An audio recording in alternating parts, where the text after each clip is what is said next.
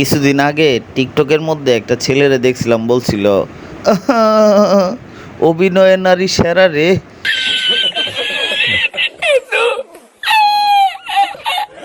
তো আমার মনে হয় অভিনয় নারীর চাইতে আমাগো মামায় খুব সেরা। যখন শিক্ষকদের গণহারে অপদস্থ করা হইল, তখন তিনি পদত্যাগের কথা মনের মধ্যে আনেনি, একটা বারের জন্য আনেনি। যখন মব ভায়োলেন্স করে বিচারগুলোকে দখল করা হলো, তখনও তার পদত্যাগের কোনো কথা মাথার মধ্যে বিন্দু পরিমাণও আসে নাই। শিল্প কারখানা বন্ধ হয়ে গেল, পদত্যাগ করার নাম নাই। মুক্তিযুদ্ধের স্মৃতিচিহ্নগুলো ধ্বংস করা হয়েছে, মুক্তিযোদ্ধাকে পর্যন্ত অপমান করা হয়েছে, সেটাতেও তার কোনো পদত্যাগ করার নাম ছিল না। আইন শৃঙ্খলার চরম অবনতি আপনারা সবাই দেখতেছেন যে কিভাবে দেশের মধ্যে আইন শৃঙ্খলার কী হইতেছে, সেটা নিয়েও তার কোনো মাথা ব্যথা নাই। তার জন্য সে বলে নাই যে সে কোনোভাবে পদত্যাগ করব।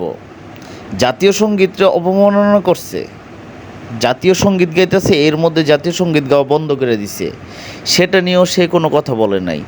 আর পদত্যাগ করা তো অনেক পরে। সচিবালয়ে আগুন লাগলো, সচিবালয়ে দুর্নীতি হইতেছে, সমন্বয়ক নামে দুর্নীতিতে বিশ্ব সেরা হয়ে যেতেছে, সেগুলো নিয়েও তার কোনো ধরনের কোনো কথা নাই। 5 মাসেও বই পেল না শিক্ষার্থীরা, সেটা নিয়েও তার কোনো পদত্যাগ নাই। কিন্তু যেই মুহূর্তে সেনাবাহিনীর প্রধান জানাইল যে নো ব্লাডি করিডোর, তখন তার মনের ভিতরে কি হইল, কতটুকু কষ্ট লাগলো যে সে বলল যে আমি পদত্যাগ করে ফেলব। আসলে মামাই কি আসলেই সংস্কার করতে আসছে, নাকি দেশ অন্য কাউরে দিতে আসছে, সেটাই বুঝলাম না।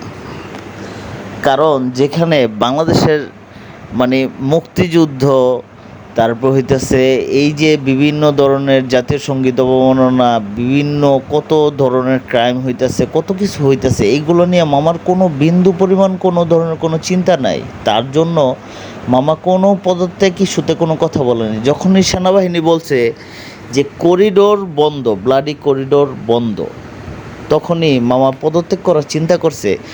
মামা দেশটারে কি করতে চাইতেছে? মামাই কি চাইতেছে যে দেশটারে অন্য কারোর হাতে দিয়ে দিতে? এত সোজা?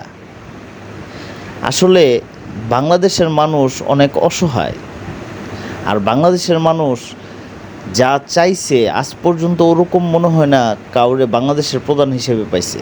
যে আসছে সেই বাংলাদেশের থেইকা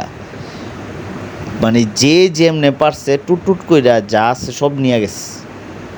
কিন্তু বাংলাদেশের দেশের মানুষের জন্য কেউ আজ পর্যন্ত কোনো কিছু করে নাই। মামায় আসছে, মামার যত ঋণ খেলাপি, যত ঋণ টিন যা কিছু ছিল সরকারিভাবে, যত মামলা মোকদ্দমা ছিল, সব কিছু শেষ করে ফেলছে।